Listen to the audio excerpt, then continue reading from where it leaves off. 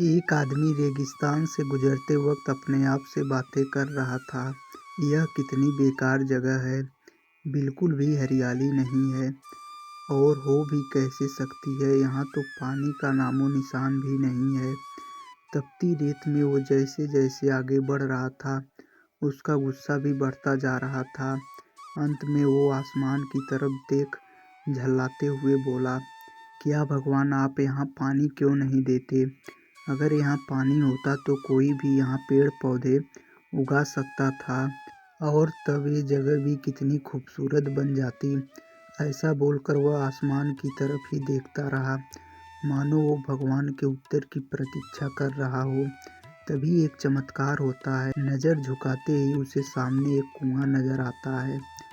वह उस इलाके में कई वर्षों से आ रहा था, पर आज तक उसे वहाँ कोई कुआं नहीं दिखा था। वह आश्चर्य में पड़ गया और दौड़कर कुएं के पास गया। कुआं लबालब पानी से भरा हुआ था। उसने एक बार फिर आसमान की तरफ देखा और पानी के लिए धन्यवाद करने के बजाय बोला, पानी तो ठीक है, लेकिन इसे निकालने के लिए कोई उपाय भी तो होनी चाहिए। उसका ऐसा कहना था कि उसे कुएं के बगल में पड़ी रस्सी और बाल्टी दिख गई। एक बार फिर उसे अपनी आंखों पर यकीन नहीं हुआ। वह कुछ घबराहट के साथ आसमान की ओर देखकर बोला, लेकिन मैं ये पानी कैसे ढोऊंगा? तभी उसे महसूस होता है कि कोई उसे पीछे से छू रहा है। पलट कर देखा तो एक ऊंट उसके पीछे खड़ा था। अब वह आदमी अब एक कदम घबरा जाता है।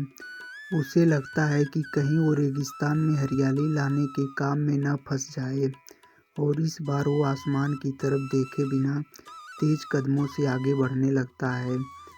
अभी उसने 2-4 कदम ही बढ़ाया था कि उड़ता हुआ पेपर एक टुकड़ा उससे आकर चिपक जाता है। उस टुकड़े पर लिखा होता है, मैंने तुम्हें पानी दिया, बाल्टी और रस्सी दी, पानी ढोने का साधन भी दिया। अब तुम्हारे पास वो हर एक चीज़ है जो तुम्हें रेगिस्तान को हरा भरा बनाने के लिए चाहिए। अब सब कुछ तुम्हारे हाथ में है। आदमी एक क्षण के लिए ठहरा, पर अगले ही पल वह आगे बढ़ गया और रेगिस्तान कभी भी हरा भरा नहीं बन पाया। कई बार हम चीज़ों के अपने मन मुताबिक न होने पर दूसरों को दोष देते हैं।